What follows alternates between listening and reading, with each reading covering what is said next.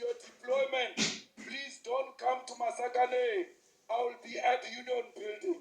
Arrive at the Union Building. That is my new address.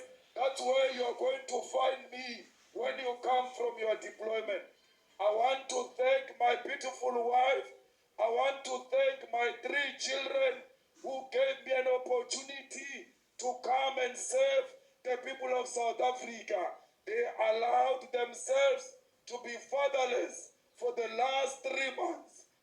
Every man with a strong woman next to him is very supportive.